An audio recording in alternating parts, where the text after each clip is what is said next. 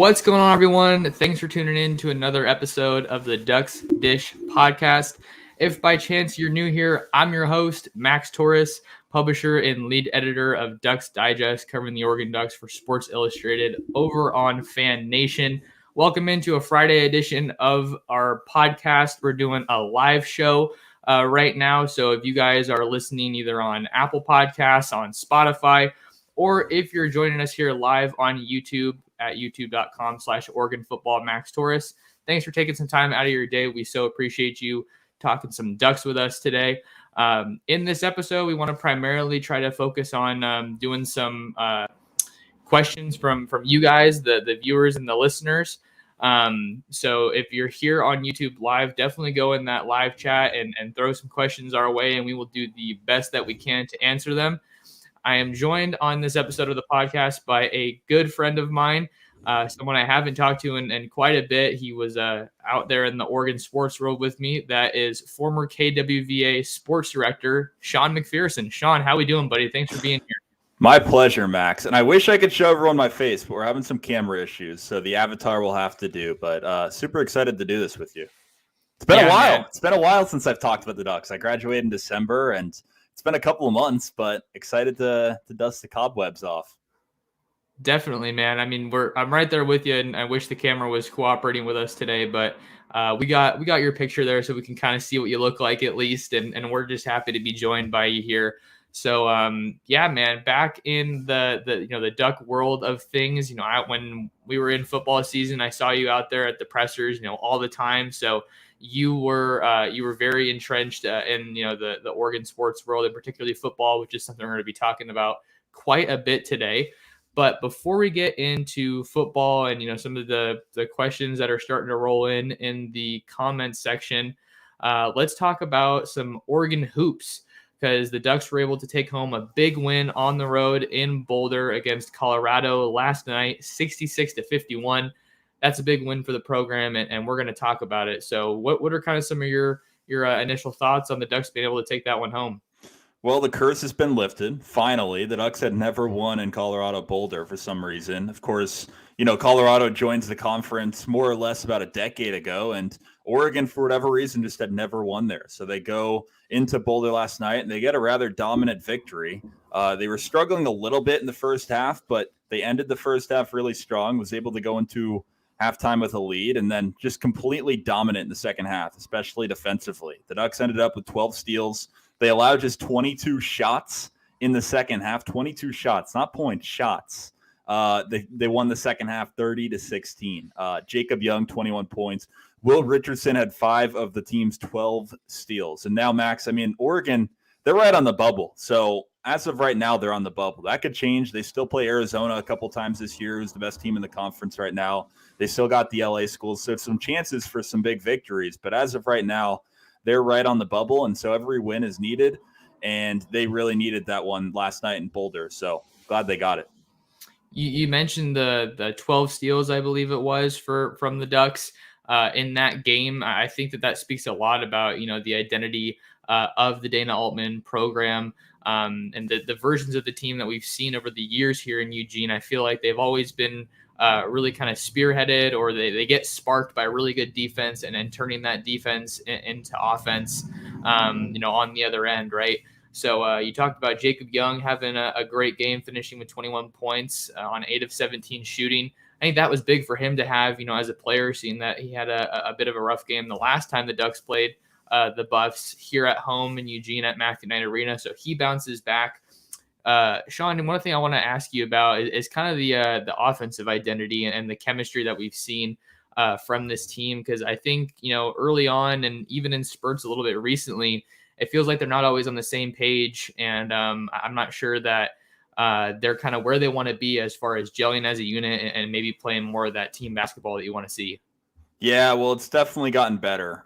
You see it in flashes, of course. You go back to that Washington game, that the offense was a complete blitz on the Huskies. You go back to last night, and the offense looked pretty solid. They won that game defensively last night, but the offense did its part as well. And to see Jacob Young, you think of this team, you usually think of Will Richardson or, and Eric Williams Jr. or Davion Harmon. But to see a guy like Jacob Young lead the way last night and not Will Richardson scoring wise, it's definitely a good sign for the squad. I think, a lot of different guys for this team can lead the way offensively. And last night it happened to be Jacob Young. And so I think, they'll continue to gel and the chemistry will continue to get better. But I think last night was definitely another good sign for this team just continuing to improve throughout Pac-12 play and throughout the season.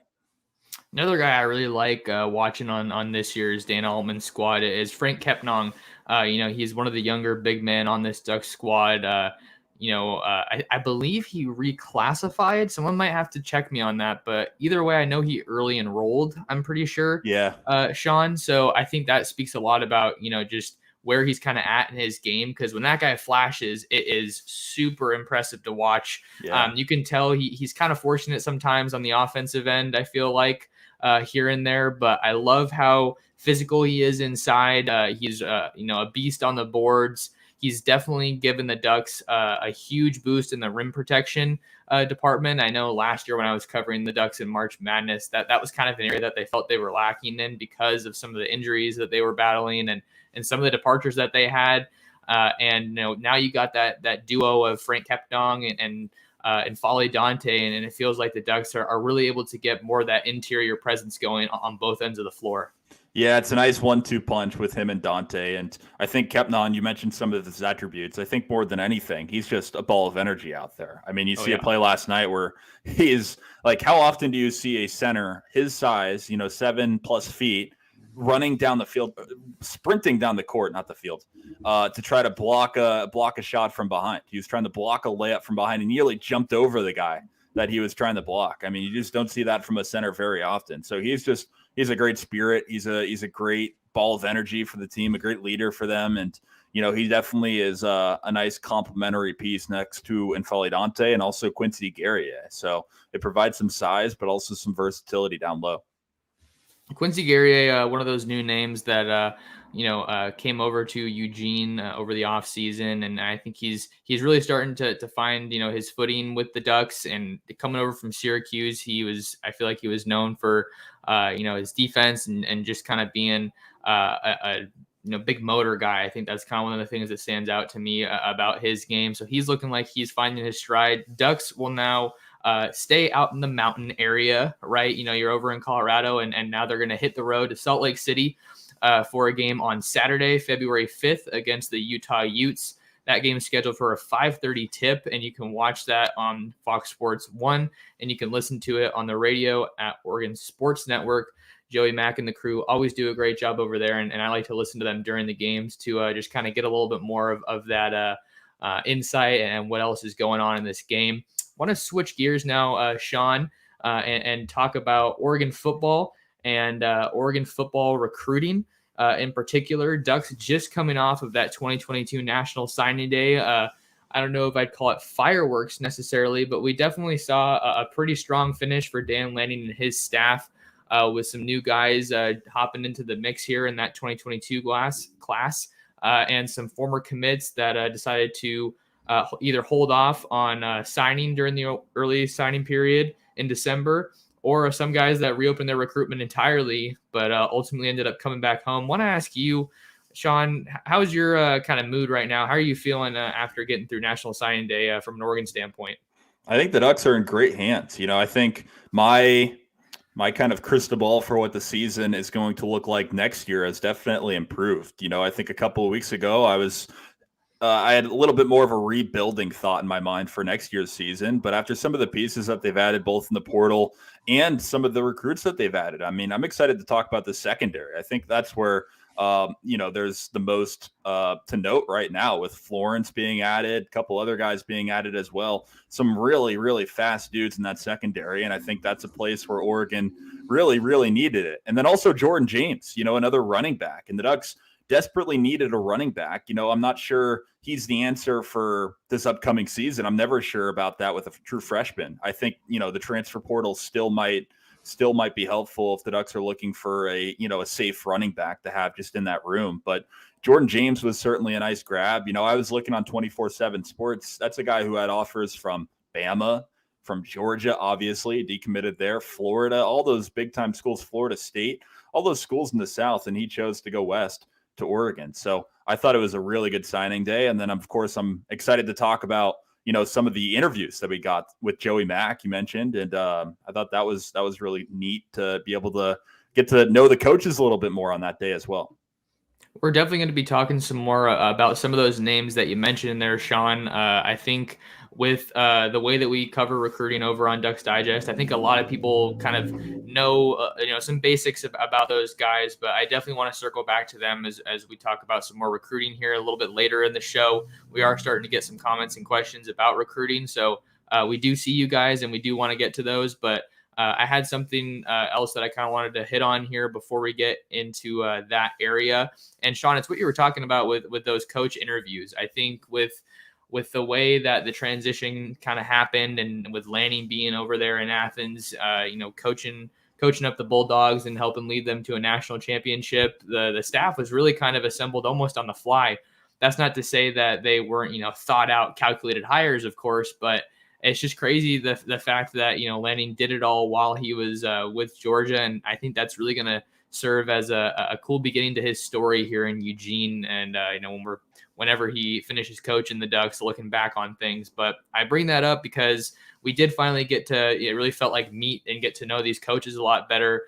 Going through those interviews with various coaches and Joey Mack over there on Oregon Sports Network. So the first guy that I kind of want to talk about, I think is probably one of the most intriguing names on this staff, given that I believe it was one of Dan Lanning's first hires. That's new offensive coordinator and quarterbacks coach Kenny Dillingham. What are some of your early thoughts on him and what we heard from him on Wednesday?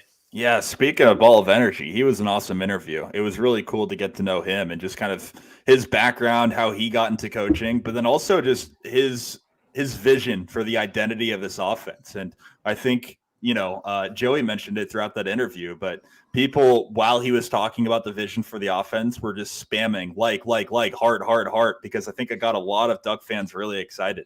The fact that he wants to play with pace, he wants to, I think, what was it, like 80 plays per game max that he said he wants to run. And, I think a lot of people are kind of thinking back to the early 2010s with Chip Kelly and the early Mark Helfrich days, how quickly the Ducks operated offensively. And so I think that got a lot of people excited. And, he just talked about how it's just a playmaker's offense. And if you're a playmaker and, if you're electric, if you're a guy who is a tight end that can, catch a ball for 80 yards or something like that, I believe he said, or, a receiver that can take a slant to the house from 90 yards, then you want to be at Oregon. So I think a lot of things that he was saying made Duck fans want to run through a wall. And he was only one of a handful of coaches that really created that energy. And we're seeing that energy all across this staff. I talked on the last episode of the podcast about how excited I was after hearing Carlos Lachlan tell a little bit about his story, his coaching philosophy, and what he kind of wants to instill in these Oregon running backs.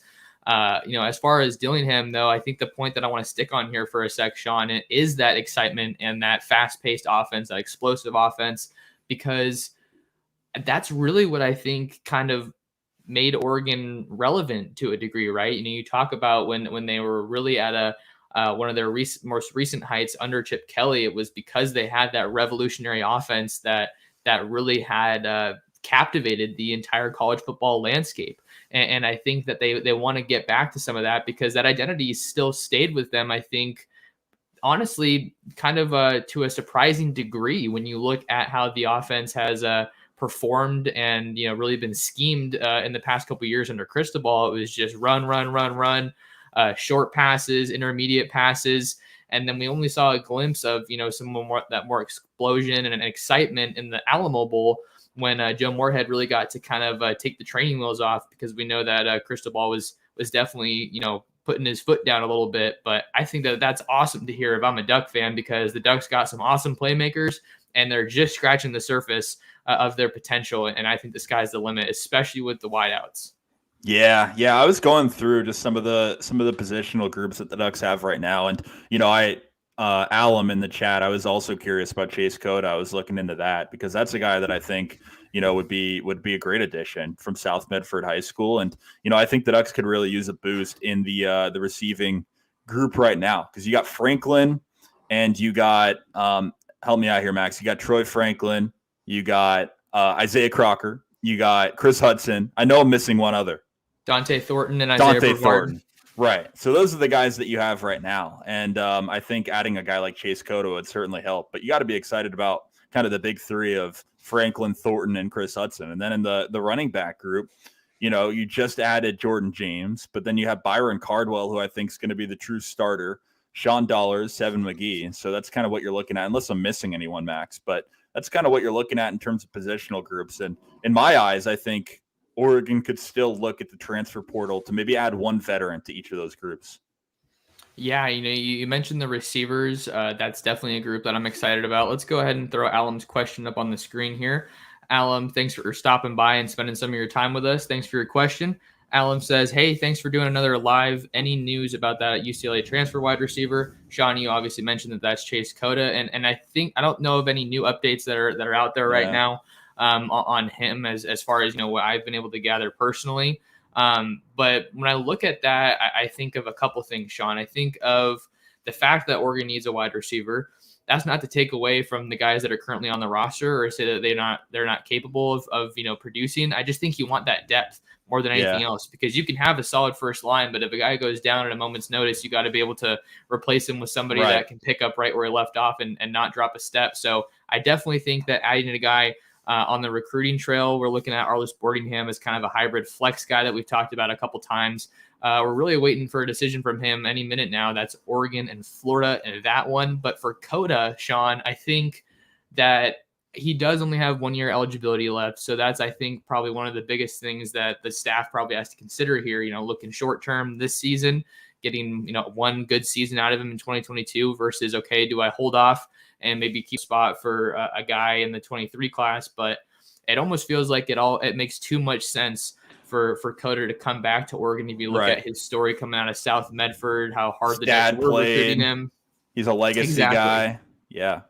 No, it makes a ton of sense. And he had a really good run at UCLA. I really liked him the last couple of years. He was a guy that really produced under Chip Kelly. I don't know exactly what his numbers were, but he was a consistent starter for them. And, I think if you're just thinking of kind of a story, with Chase Cota, you go and play UCLA, or you go and play for UCLA for a couple of years. He didn't end up going to Oregon out of high school, but you have to remember that the Ducks weren't in as good of a place, to put it nicely, when he came out of high school. And so he chooses to go to UCLA. But I think if you're just looking for a place to end your career, it's kind of a 1 year kind of last dance type deal. I think it makes total sense to pick Oregon here. But I could see him at another Pac-12 school as well. I think he's a West Coast guy. I don't see him leaving the Pac-12 or Mountain West. Yeah, I think, we have some stats for Chase Cota in the 2021 season up on the screen here if you guys are watching over on YouTube. So last year, 18 catches for 286 yards, only one touchdown. So nothing too crazy from, a stats perspective or, a production standpoint. But I think it does make a lot of sense, especially when you look at I don't know how this really factors in maybe in the transfer portal as much per se, but Lanning has obviously prioritized in-state recruiting. You look at guys like safety Trajan Williams, outside linebacker Marion Winston, and you're also seeing guys like Justice Lowe from Lake Oswego, that receiver. So like we were saying, I think it does make a lot of sense from the story perspective. But at the same time, you got to think about, roster management and how much you can ultimately get out of 1 year of, best case scenario, like just game changer Chase Cota, or another transfer wide receiver, for example, versus maybe holding off or adding somebody late like Boardingham from the prep ranks. Yeah, no, I think I was looking at it. I think Cota is the one that's going to make the most sense here. But yeah, I'll be intrigued to see what they do in that receiver room. I think, even more so than the running back room. You mentioned it. It's nothing to take away from Thornton or Franklin or Hudson. I think those three guys are super promising. I think Crocker even showed some signs at the end of the year. But we all saw what happened last year. Just all the injuries. Even at the end of last year, you lose Pittman in the transfer portal. You lose Red and Johnny Johnson III, I believe, right before the Utah game, and suddenly your receiver corps is it's pretty thin. And I think Lowe was the only guy that they got in the recruiting trail. So I think they could afford to add one or two more guys to next year's squad. And I think Chase Cotto would be a nice fit. And you mentioned it, wanting to. Dan Lanning said in that interview yesterday, he said he wants to keep all the best guys in state within Oregon, at Oregon. So I think it would make sense to bring Cotto back. All right, let's kind of wrap up our thoughts on offensive coordinator Kenny Dillingham. We talked about just making that Oregon offense exciting again. He threw out the 80 plays a game. We'll see if they ultimately end up attaining that. But just from getting to learn a little bit more about Kenny Dillingham's story, you're looking at a guy who I feel like I'm, Chris Collinsworth. Hey, here's a guy.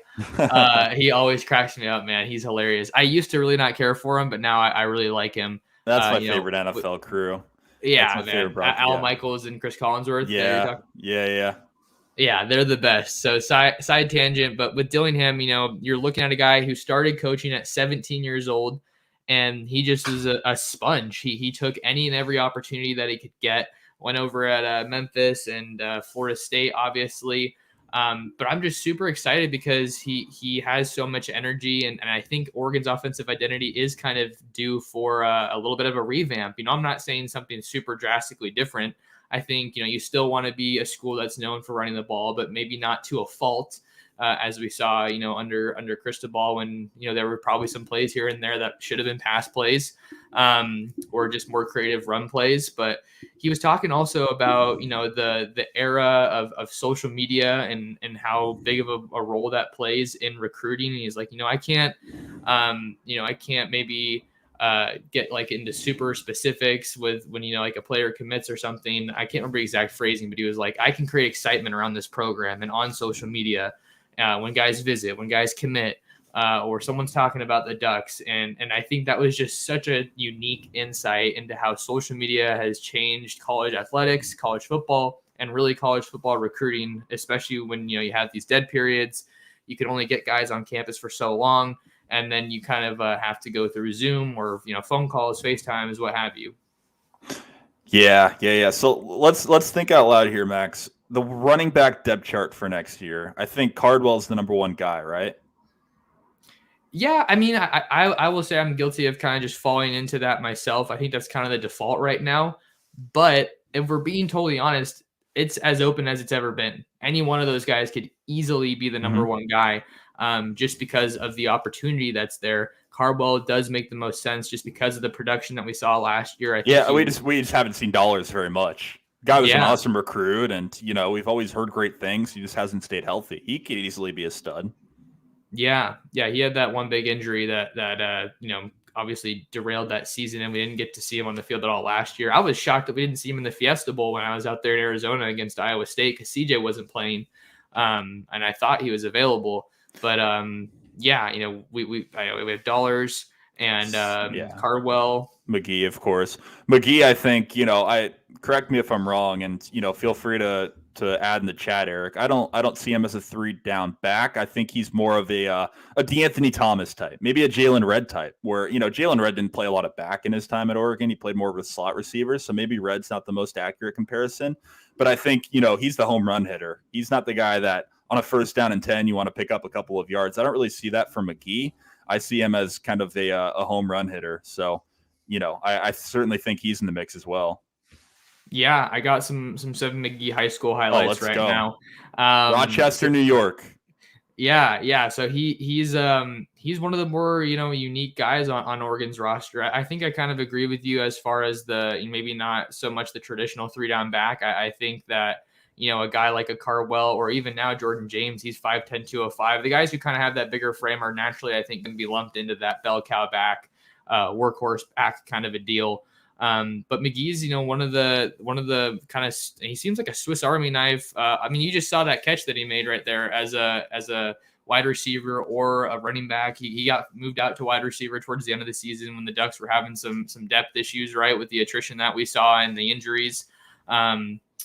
And yeah, he's someone, I think where I wanted to go with this, Sean, is so many people, I think when they talk about Seven McGee, they talk about DeAnthony Thomas and kind of wanting to be that next guy.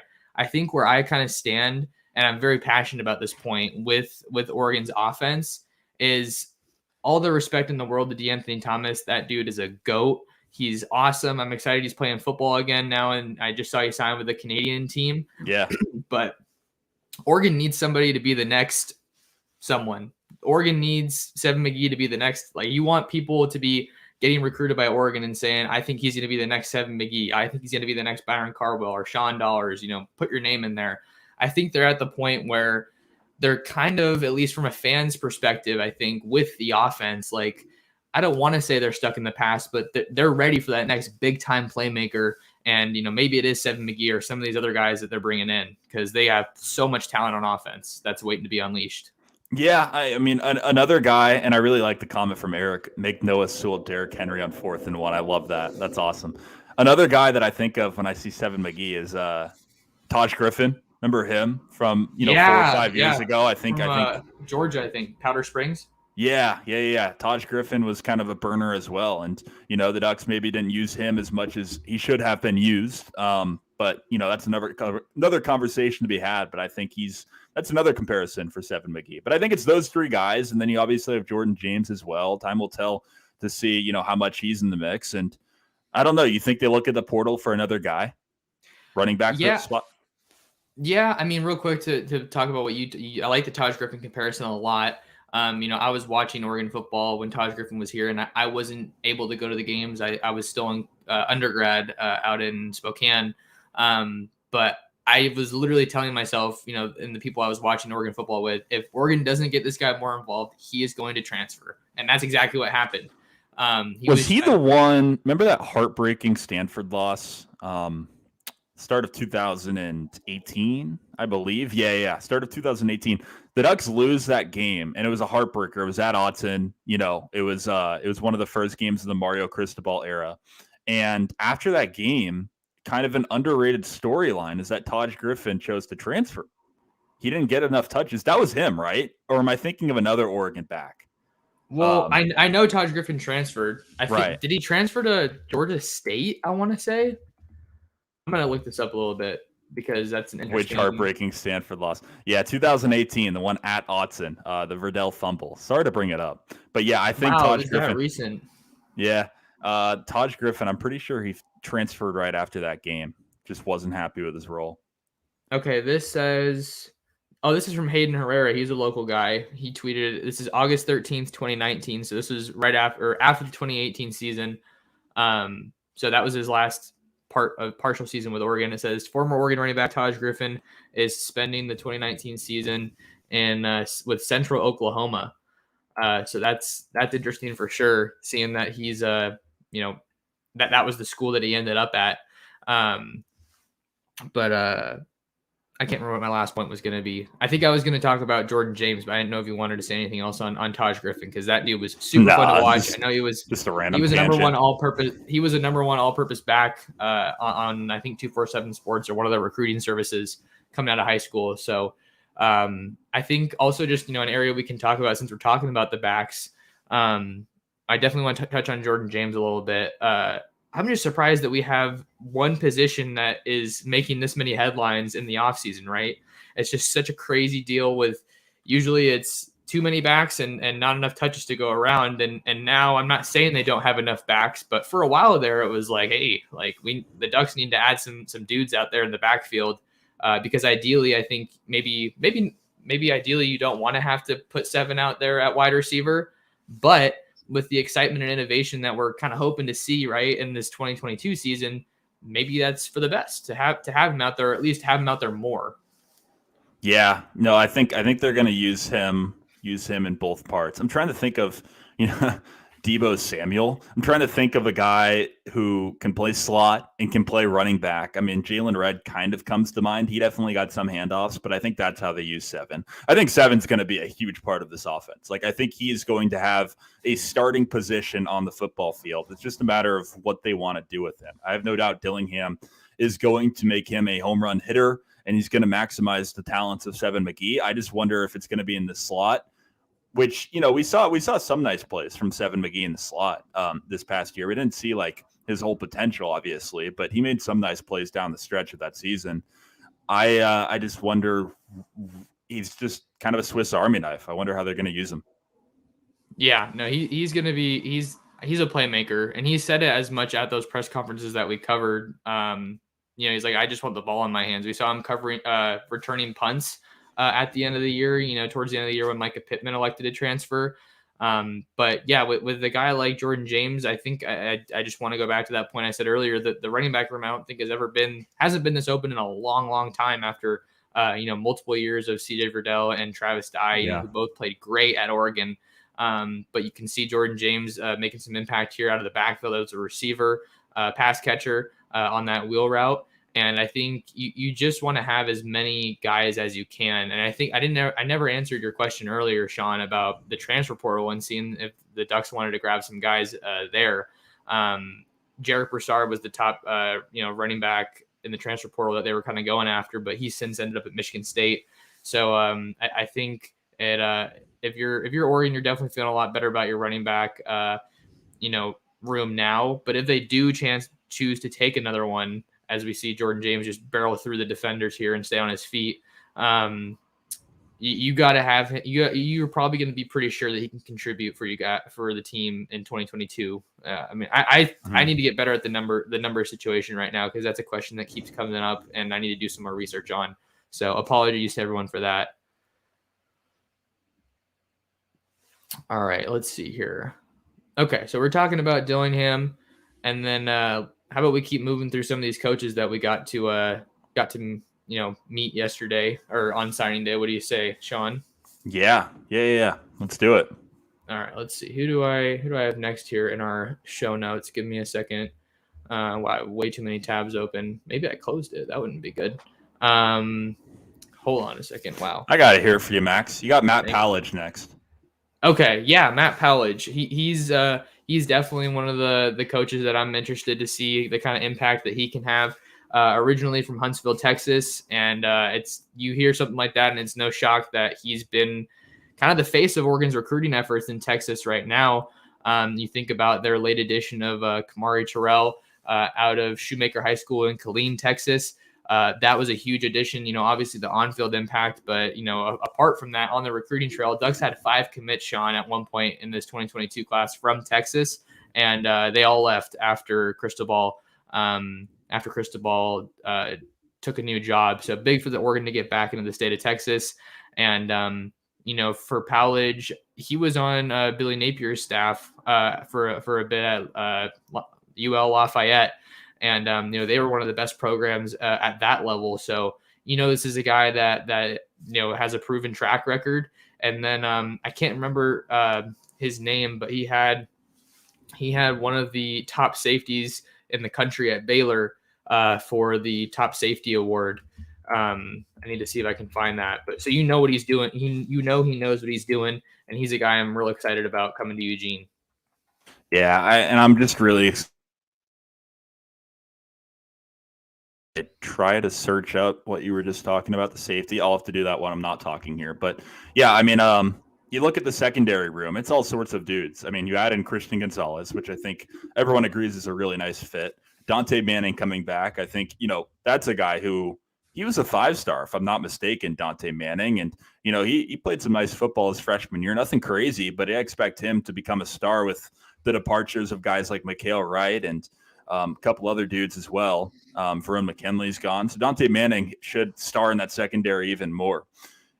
You bring back Avante Dickerson and Jalen Davies, 2 guys who kind of under the radar last year, didn't see the field too much, but were super high 4-star recruits, some of the best corners in their entire class. So the cornerback position, Triquez Bridges as well, and hopefully I'm not missing anyone, looks pretty solid. And then Bennett Williams at safety, Jamal Hill at safety, Brian Addison, Jeffrey Bossa. Maybe they slide him back there again, or maybe they keep him at linebacker. Who knows? We do know that he's going to start. A lot of good dudes on this secondary. I think, and a lot of them, I didn't even mention the freshmen that are coming in, that we're going to probably spend most of this conversation on, but these guys can fly, the freshmen. 24/7 Sports, they have their 100-meter dash times, their 200-meter times. And, I'm a track and field guy, so I can attest to how fast those times are. We're talking 10.75s. We're talking 21.5s. So some dudes that can fly, no doubt. Yeah, Demetrius Martin, I know we're talking about Pallage, but when he was on the coach's show on National Signing Day. That was one of the things that he was most passionate about and most excited about adding in these defensive backs, particularly at corner, that speed and that length. But with Powledge, this was another cool story that I think, I got to give Joey Mack props again, because we didn't get to know much about these coaches, but he had a heck of a first week after he got hired, right? Stick with me here, Sean. So Powledge gets hired, and then he goes to play in the Sugar Bowl, coach in the Sugar Bowl, rather, with Baylor on New Year's Day. They win that game, and he said he was on a flight to Eugene at 5 a.m. the next morning. Then he got married on the 7th, and they took a 3-day honeymoon in Lake Tahoe. And then, time waits for no one, and he's on the road recruiting like a madman along with the rest of the Oregon staff. How crazy? How about that for a way to start off your college coaching at a new stop? It's crazy, man. These guys have been working so hard. They've been busting their tails off. It's nuts. Man, it's super nuts. But yeah, I looked up the award that we were talking about, and it was the Jim Thorpe Award. I can't believe that took me a second to remember, considering that Oregon's Verone McKinley was one of the finalists. The Cincinnati guy won it. Yeah, the Cincinnati guy, Kobe Bryant, won it. Yeah. Over Verone McKinley, and then Baylor safety, Jalen Petrie, or Peter, I think it's Petrie. I don't know if I'm saying that one right. Were other finalists for the award. So the fact that Powledge had a guy on that list definitely speaks volumes to his ability as a coach. And I'm really excited to see what he can do with, obviously, Bennett Williams is the biggest name to watch there in the safety group. But also Demetrius Martin, a guy who's been all up and down the West Coast, all over the Pac-12, and is a guy who has proven that he can develop corners and be successful at a high level. Yeah, absolutely, no doubt. I think the corners are going to be awesome. Mikey G in the chat said the Jalils they're lightning, no doubt, and Kamari Terrell as well. So it's pretty sweet. All right, yeah, let's pivot a little bit. I definitely want to talk some more about these coaches, but Sean, just because we're getting some comments about recruits, I think it'd be a cool time to talk about them. What do you say? Yeah. All right. So Mikey G's comments here. The Jalils are lightning. They're lightning quick, no doubt about it. Lanning. I asked Lanning that question on signing day in that presser, and just about the value that having those speed guys really brings to his defense. And he said that speed's, one of those things that doesn't change. And I think there were 5 guys that run a 10.7 or faster 100-meter dash. I think that's the event that it's called. So you're loading up the secondary with speed and length. I believe all 3 of the cornerback signees, Jaleel Florence, Jaleel Tucker, and Kamari Terrell, are all 6 foot or taller. And I think with Terrell, he's a guy that multiple people I've talked to kind of view as maybe being a better fit for a safety. So I think that's great. If you consider him a safety, you obviously have to see how that plays out. But him, along with Trajan Williams, who's a ball hawk, really physical tackler. But I think when we're looking at this haul in the secondary, I think we're seeing some guys that are capable of contributing early and making an impact, maybe even as freshmen. But I think that they really need some more of that help at corner after you see the departures of Mikael Wright and DJ James. So let's kind of dig into that as far as, Oregon's secondary, kind of where they're at, Sean, after losing a couple guys and maybe how they go about filling in those holes. Absolutely. And by the way, Lanning kind of hinted that there's going to be some guys that are going to play football and track, and it shows their track times on 24/7. And just looking at Kamari Terrell's times, I would not be shocked if he was a track guy, if, he committed his springs to being at Hayward Field running track. I mean, he runs 46 seconds in the 400-meter dash, which I would argue is more impressive than 10.7. He also runs a 21 flat 200 meters. So if you guys, listening to this right now aren't huge track guys, I can assure you those are very, very impressive times. I wouldn't be surprised if Terrell and either of the Jalils really are going to be track guys. Yeah, we got some tape for Terrell here on the screen. And then as far as, Tucker goes, I think, with the fact that Florence was a guy that committed more recently here, right, Sean? People are a little bit more likely to kind of talk about him because he's a little bit fresher. But I was talking to one of his coaches, and he was telling me, I was just asking him about him, and that was the first thing he said was the speed. He can run with the best of them, and I think when you couple that with the playmaking ability, the ball skills, that's something that's for sure going to stand out. I think with Tucker, when I was talking to him during the recruiting process before he made his decision, he was down to Oregon, Washington, and Florida State.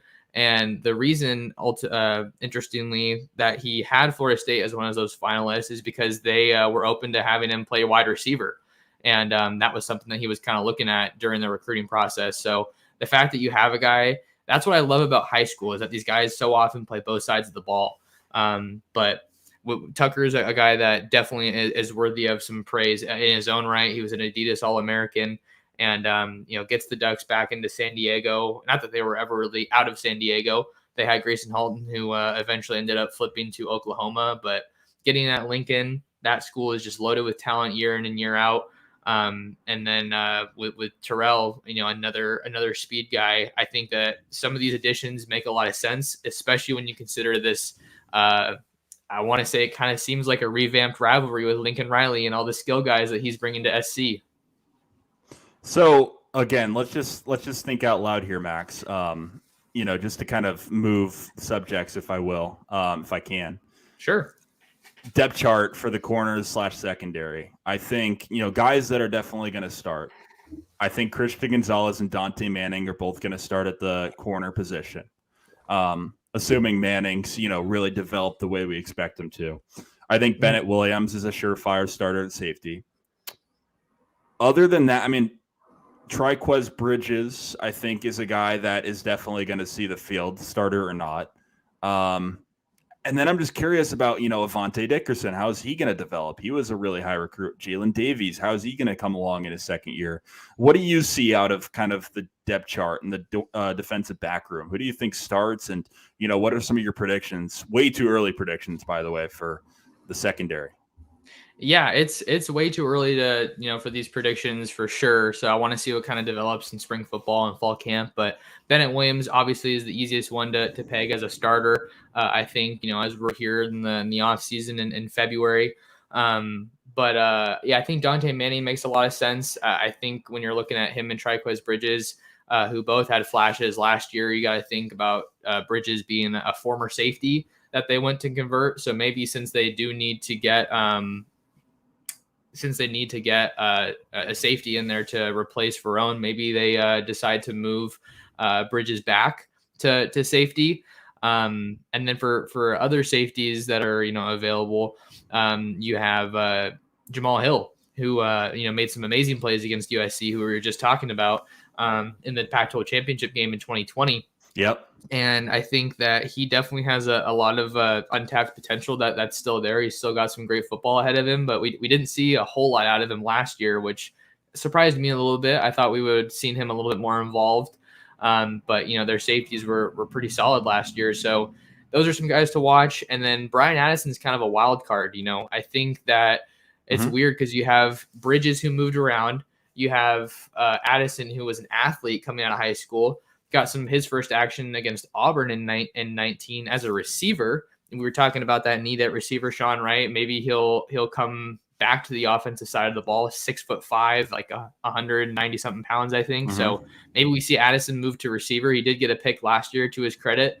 So I think that the safety room's a little bit more up in the air, but I do agree with you on Christian Gonzalez and Dante Manning. And then maybe you're in the position to have one of these incoming freshmen start at cornerback. I think that Jaleel Florence, man, I don't want to say one's better than the other, but I think I'm just really excited about him and how polished he looks, from a technique standpoint, even though that said, he's only been playing, I think it was playing defense for a couple years. So, a lot of room to grow there, obviously. Yeah, I think just from an odds standpoint, you get a couple of really high 4-star guys, 3 corners, Terrell, Florence, and Tucker. Hope I'm not missing anyone.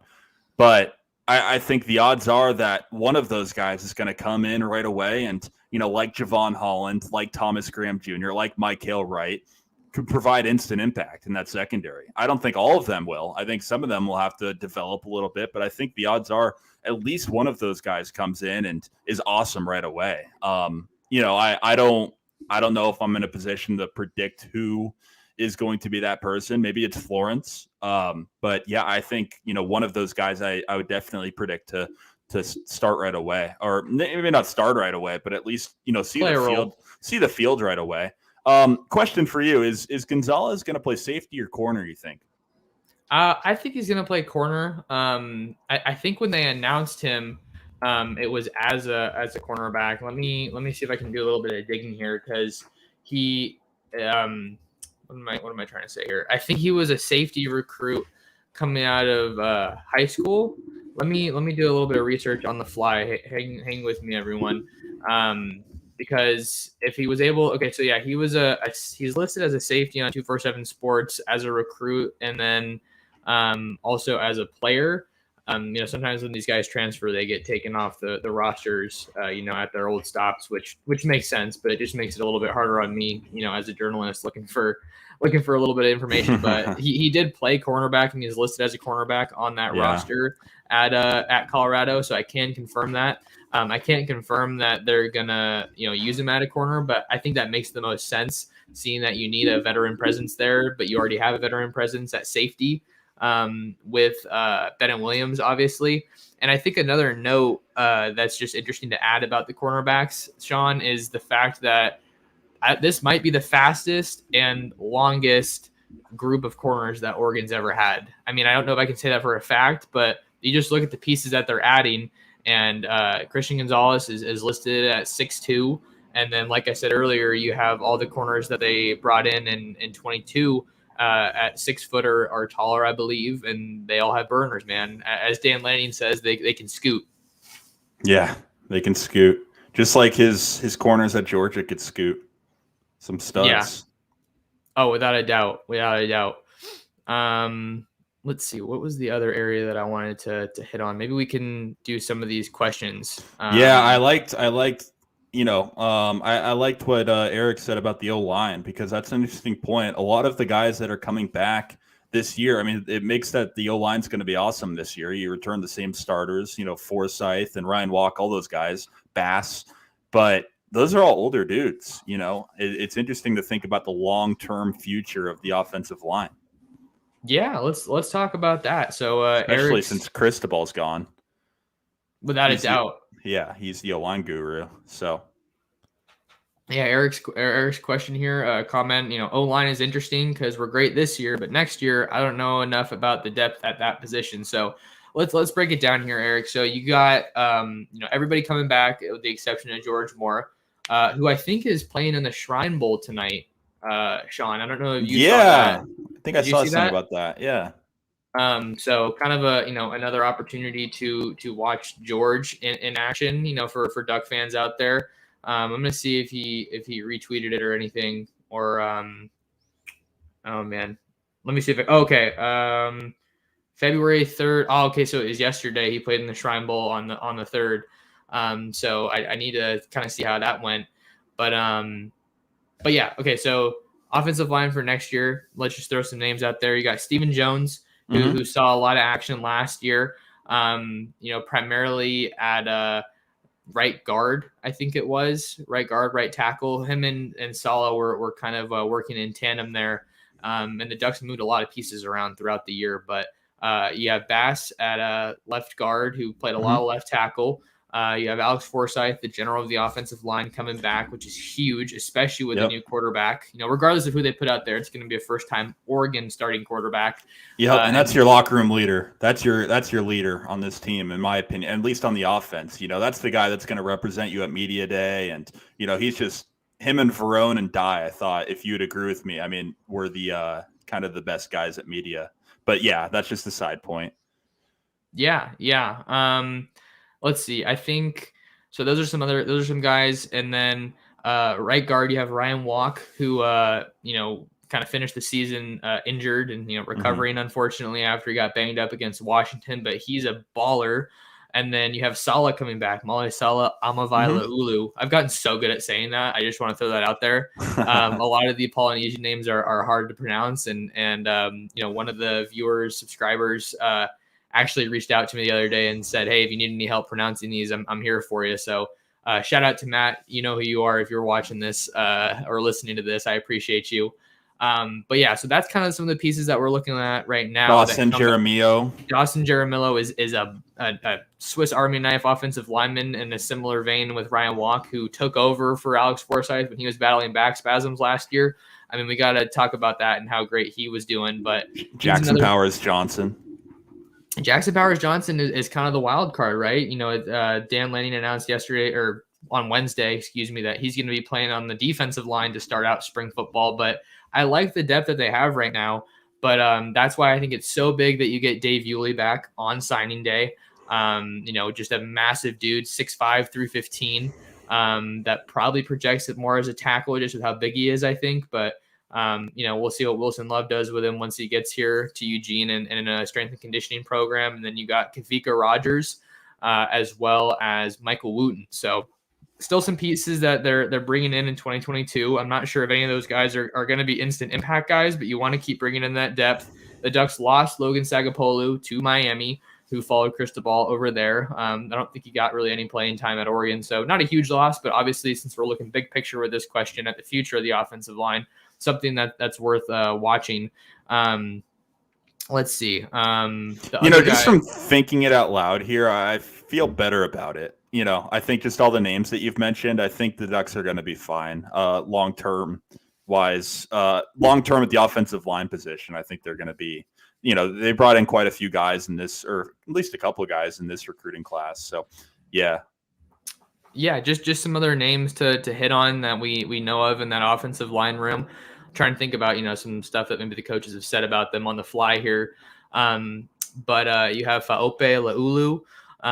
He's Lalolu. I don't know his last name. I'm getting it mixed up with Salah, but you have Faope, who's just a massive individual. You have Jonah Miller, who came in out of Arizona in the 21 class. And you also have Jonathan Dennis and Bryce Harper.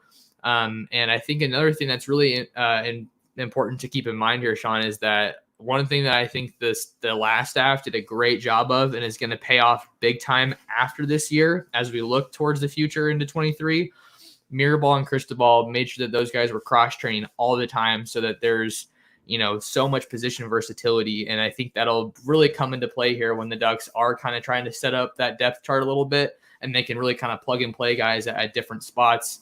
And I think that's just going to be huge. Like that's definitely one of the things that the last staff that they did is going to have a lasting impact in Eugene. Yeah, you're exactly right. Not to mention, man, Josh Connerly, as Mikey G says here. Thanks for making sure we talked about that, Mikey. I think that's a big name to watch too. Michigan was heavily involved in his recruitment. For people who don't know about Josh Connerly, 2022 5-star offensive lineman out of Rainier Beach in the Seattle area. I wrote a story on him when he came to visit Eugene in the fall, so you guys can go find that on Ducks Digest. Might have to dig around a little bit because it was in the fall. But he's probably one of the biggest fish still left on the board for Oregon. I don't know if it makes sense to call a player a fish there, but still someone that the Ducks are looking to add along with Boardingham and I think that was the only other person I was thinking about. We talked about Cota a little bit, but if you can get Connerly, I think he's a guy who, he's one of those guys that all the programs still involved. I think you probably make a spot for him. He's that good. And he's probably, someone who could potentially make the case for contributing early, but who knows? Once you get to the college level, all the stars are gone, which is something Lanning said, I believe, during that show. All the stars are gone and it's time to work. Everyone's on that level playing field. All right, let's see here. Do you want to talk about Jackson Powers Johnson going, this whole story with him kind of going to defense to start off spring? What do you think about that one, Sean? Yeah, well, let me ask you. Let me flip this back to you, Max. What did you see? Were you watching him closely during the bowl game, during the Alamo Bowl? Like, what did you see out of him defensively? Were you at the Alamo Bowl, by the way? I was not at the Alamo Bowl, but I did watch it. So it's hard to judge this move too much just because we frankly haven't seen Powers Johnson playing defensive line very much. But I think it's a move that makes a lot of sense, especially for this season, right, Sean? When we're just talking about how the offensive line is looking pretty solid, they still could add some pieces, and then going into 23, I'm not saying it's a concern, but definitely have a little bit more unknown there, depending on when guys choose to come back and all that, but. To Gerard's question here, thoughts on Jackson Powers Johnson starting spring ball on the defensive side? I think it's a move that makes a lot of sense. And obviously, you're seeing how much Dan Lanning's prioritizing that defensive line of scrimmage, right? Yeah. With the bodies that they've added, Sam Taimani, Jordan Riley from Nebraska, and with Powers Johnson, probably figure he probably plays, one of those interior spots. I'm excited about it because he when we did see him on the offensive line, I think he adjusted to the speed of the game really well, and he had some really high impact blocks on a variety of those games. And we saw some tape during his recruitment of him on the defensive line, on the camp circuit. So I think all the potential is there.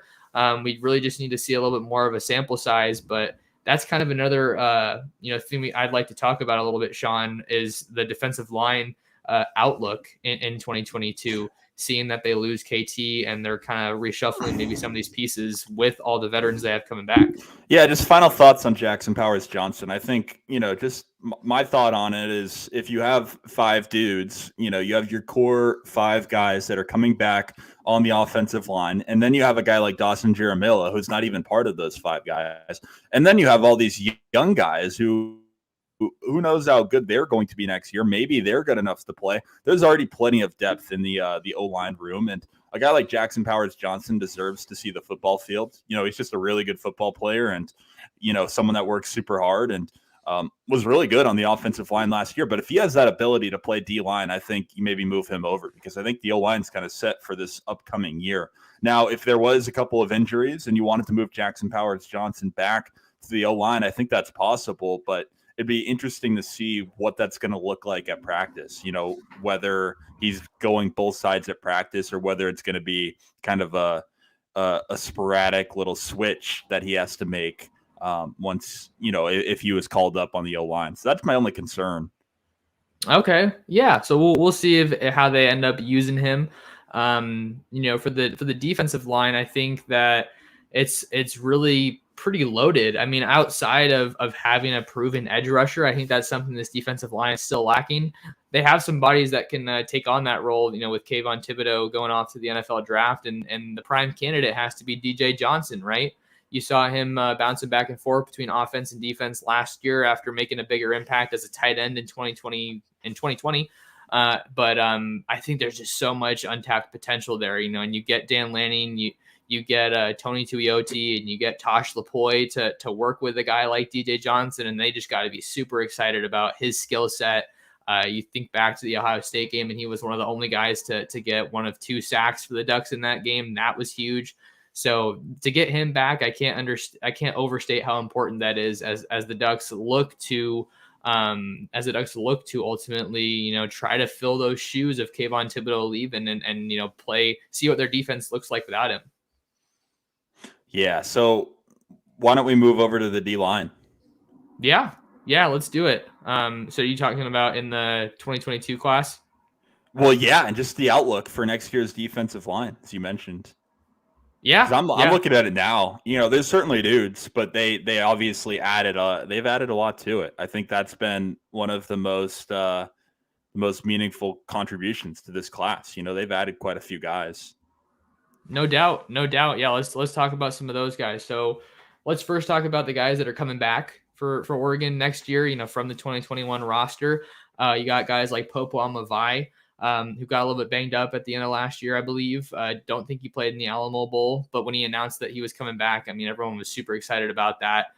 You got Brandon Dorless, who is another huge name to come back. I think he's really just taken a step each year that he's been here, and I think that we really, hopefully can see him become a dominant force, more consistently for the Ducks. But he's a guy I'm super excited about coming out of Florida. That's a place I keep saying the Ducks have to get back to, which is easier said than done. I'm not going to be unreasonable here, but Florida has ballers for sure every year. So Brandon Doros is a guy I'm excited about. Keon Ware-Hudson, he flashed a little bit. Christian Williams along the defensive line. I'm trying to make sure I'm not forgetting anybody that was Swinson. on. Braden Swinson, yeah, kind of coming off the edge a little bit. You know, those hybrid guys. You got Mace Funa and Trevin Mae, who's really transformed his body since coming to Oregon. I think he's like 6'4", 250 now in that area. But look at the transfer additions that they made, man. You know, Sam Taimani and Jordan Riley are both guys that are 300 plus. So you can tell how important it's going to be for Lanning to really win that battle at the line of scrimmage, a battle that I think they've won a lot more on the offensive side than the defensive side in recent years. Yeah, I feel good about the interior, you know, with Popo Amavai coming back and adding Sam Taimani, but who's going to get after the quarterback now that Kayvon's gone? That's my biggest question mark. Who's going to be the guy that leads this team in sacks? Yeah. I mean, I definitely turned to DJ Johnson, who I already mentioned. Mikey G did a great job of reminding me here. Brandon Buckner is a guy that I'm super excited about. You know, he was just, I think he was, you know, a lot of people maybe think he was a little undersized coming out of high school, but man, that dude had some awesome technique. You think about his dad being an NFL defensive line coach. He's getting trained up by the best. So look for him to make an impact next year. He got some snaps in that Ohio State game when KT was hurt. So what does that say about the staff, you know, being able to turn to a true freshman in that scenario on a huge stage? But yeah, there's a lot of guys that are still here that on the roster that are capable of, you know, becoming that next pass rusher. I just think a lot of people probably got you know, a little bit you know, concerned when you see KT leave, and then a guy that Oregon was in prime position to land in Cyrus Moss, ultimately following Mario out to Miami, and he was the prime edge rusher candidate. Yeah, that was a big win for Cristobal. You know, not there haven't been a ton of them lately. You know, he still needs to fill out his coaching staff, but that's another side tangent. But yeah, Cyrus Moss was certainly a big win. Yeah, I see another couple of questions here that I was thinking would be cool to talk about, Sean. I know I mentioned an hour when I reached out to you. How are you doing time wise? Maybe I'm great. Okay, maybe we can do like another 10 minutes or so and get to some of these questions. Guys, thank you so much for coming into live chat here. Sorry, I can't get to all of these, but Christopher has an interesting question. Max, what would be the best way for the Ducks to shore up the middle of the field, scheme or athletes? Because we got killed with slants and seam routes all last year.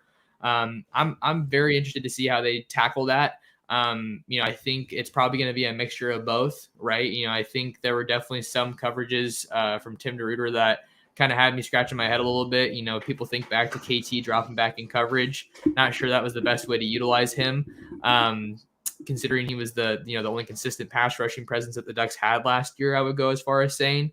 But with Dan Lanning just being heralded as an X's and O's guy, a brilliant football mind, I think that we'll definitely see that be an area that he wants to tackle, right, Christopher? And I also think that you're bringing in some big athletes, right? I think that Noah Sewell is obviously the face of this defense, the best player on this defense, without a doubt, heading into next year.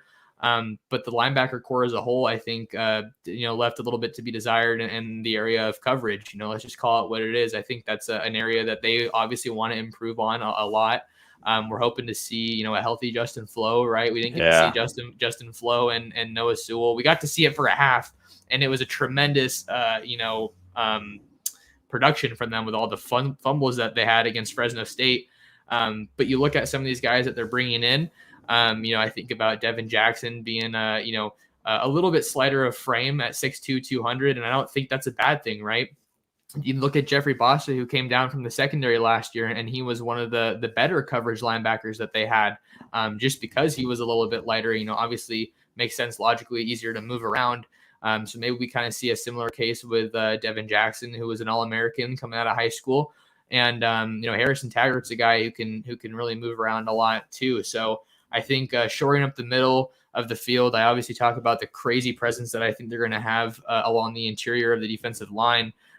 But you gotta make sure that coverage is something that the linebackers elevate. Yeah, if I'm a Duck fan, the dream scenario is Flo stays healthy. This is going to be a big year for Justin Flo. I mean, we haven't really seen him healthy in his 2 years with Oregon. This is going to be a big NFL draft year for him as well, being a third-year guy. And then you have Sewell, you have Mace Funa hopefully staying healthy. You got Keith Brown. And then you got, those are kind of your 4 main linebackers. And then you have some other supplemental pieces. And then you can move Jeffrey Bossa back to safety. I think that would be, because that's his natural position, right, Max? So I think it would be a huge help to have Bossa back at safety. And, Keith Brown is a guy that I just mentioned. That's someone that I think is super exciting. That's going to be a second-year guy who provided some big contributions in his first year. So there's certainly some pieces there. And I think ideally you move Bossa back to safety with Flo and some of those other guys staying healthy. Yeah, I mean, that's Bossa, I can't believe we didn't even talk, because we didn't talk about him, right, when we were looking at the secondary earlier in the show. Yeah, I may have mentioned him, but maybe you did, so I apologize. Our brains think he's a linebacker now, but he's, a safety's his natural spot. Yeah, we did a little cool feature on Ducks Digest, for our like Player of the Year awards and stuff, and Jeffrey Bossa was the Defensive Freshman of the Year. Probably not a hot take by any means. He was definitely just a showstopper for the Ducks, but maybe that is an option for them to explore, is moving Bossa back to safety. But another guy that we definitely want to mention, didn't get a lot of time last year, is Jabril McNeil. He's a freshman linebacker out of Raleigh, North Carolina. He was a guy I was super excited about when the Ducks signed him, just because he's so athletic. I think he was a 3-sport athlete in high school from what I remember talking to him when I covered him as a recruit. He played football, basketball, and baseball. That was part of the reason he didn't enroll early, like a lot of these 2021 guys did. But he's another guy that you got to think about, 6'4", 212 on the 2021 roster. But I think that I'm feeling pretty decent about the linebackers. You got Adrian Jackson, who's coming back. Hopefully he can put it together. And Jonathan Flo, the younger of the Flo brothers. Haven't seen a whole bunch of him.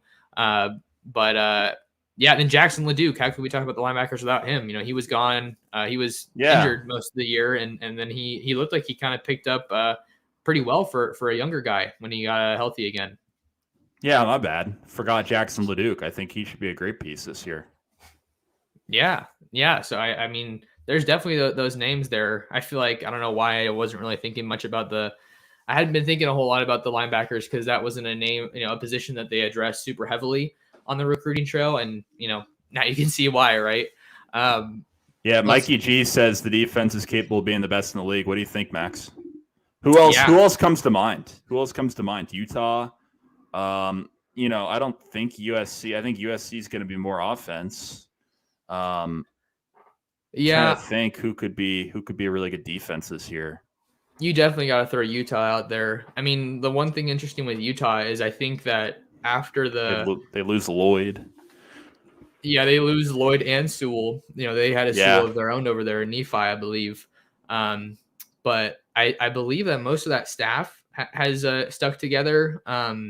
Sean, did you hear a lot of the chatter about Kyle Whittingham retiring after last year? I thought that was like kind of a rumor that was buzzing around a little bit, but it doesn't look like that's the case from what I've seen. Just a quick Whittingham nugget. Could you see him being an NFL guy? I don't know. It just came to my mind. I'm a Dolphins fan. And so when the Dolphins had their head coaching vacancy open, but for whatever reason, after I guess the Ducks got thrashed by Utah twice, my brain just flashed Kyle Whittingham. But anyways, that's just a side note. But I didn't see any retirement news from him. Yeah, no, I don't really think I see Whittingham as an NFL guy personally.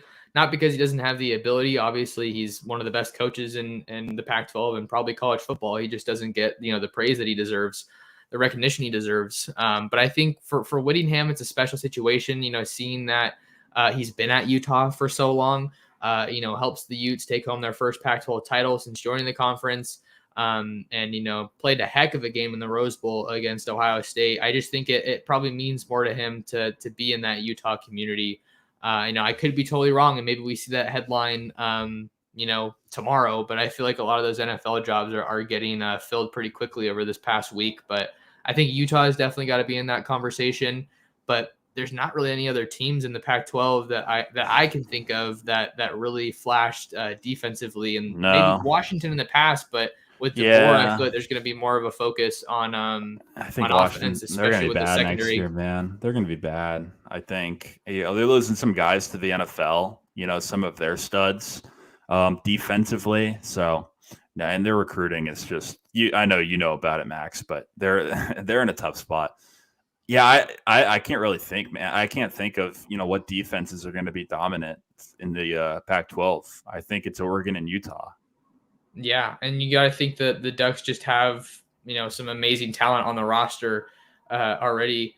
Look at Eric here. UW finished 93rd in the country in recruiting. Yeah, right next to like Montana State Tech and Rice and whatever schools you want to throw out there. Tacoma Community College. bow down, right? I mean, I think that's a funny thing. Let's talk about this, Sean. I don't know why, for whatever reason, I feel like Oregon fans just love wallowing in Washington's misery. We might have lost Sean here for a second, so I might need to ad lib here and see what's going on. But hopefully I can get Sean back soon. Let me just text him real quick. We had some technical difficulties earlier in the week. Okay, looks like we got Sean back. All right, everybody. I'm back. Okay, cool. It kicked you off the screen. But what I was saying, Sean, what do you think about how much Oregon fans and UW fans alike? I mean, it feels like Oregon fans love to wallow to, they love when UW's down, and they just love to, kind of kick them while they're down. And then UW likes to do the same when Oregon's down, but it feels like UW's down a whole lot more. I was thinking about this. It's the best rivalry in the Pac-12 for sure. I mean, like Oregon State, it feels like that's a friendlier rivalry. UCLA, USC, that's a rivalry for sure. I don't think it's as good. Arizona State. I think it's the best rivalry in the Pac-12 for sure. But it's just it's two teams that have had some success in the past decade. Two teams that have reached the college football playoff, and they've kind of been good at different times. But recently, they've had a couple of good battles the past couple of years, but for the most part, it's just been like Oregon's really good. They'll dominate Washington. And then Washington got really good for a couple of years. They'll dominate Oregon while they were down. And now it's like Oregon's pretty good and, if not really good. And, Washington's pretty down right now. So Oregon seems to have the upper hand. But yeah, it is funny how nasty it is. I think about the Jake Browning point, back in 2016. I think about Troy Dye doing the dubs down and Dylan Mitchell doing the dubs down. So you kind of go back and forth. And then the academic prowess thing. Yeah, Sewell as well. The academic prowess thing. So a lot of different kind of viral jabs back and forth. I'm looking at some of these funny comments that are coming in. Sean, we gotta wind down here in just a few. Carrie says, neutral Pac fan here for all the Fuskies trash talk. Mikey G says hashtag relegated. Eric says, I want UW to lose every game. Any other Pac team can win unless it's against us. Jimmy Lake really reignited that last year. Yeah. Let me see. Arizona State, Utah is a very intense rivalry, low key. Really? Nothing out west rivals Fuskies trash talk. Let me see if I can. Arizona State, Utah. Interesting. I've never thought about that one. I always thought it was Colorado, Utah. I'm gonna see if I can find this UW video. Give me just a second. Yeah, Legalized Quack makes some good content. He makes amazing content. Just give me a sec to see if I can find this here.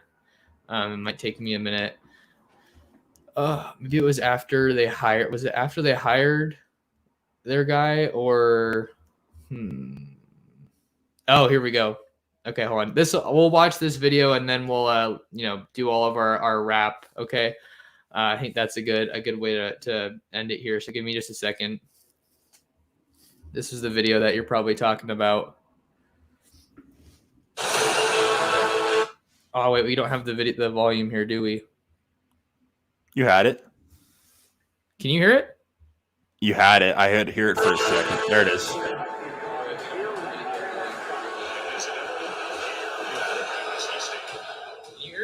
The history and tradition. Oh shoot, there's too much overlap because I have the show open in another tab to monitor it. So we're gonna kill that for now. Sorry, the screen share didn't work as successfully as I wanted to. You still got me okay, Sean? Yeah, I'm here. Okay, cool. But before we get out of here, Sean, where can people find more of you if they want to connect with you and what you got going on right now?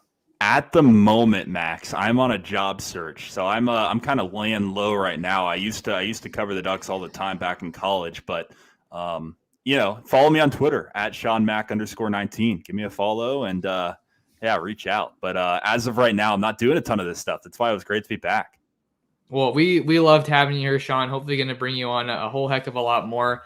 We did a live stream and a podcast every day this week, Monday through Friday. So very proud of that. If you guys want to find more of me, you can find me on Twitter at mtorresports, that name right there on your screen. And then also go make sure to subscribe to my YouTube channel. If you guys are watching here, thanks for watching. It's at Oregon Football Max Torres. It only takes a second out of your day and is a tremendous help for me. So go ahead and subscribe to the channel for sure.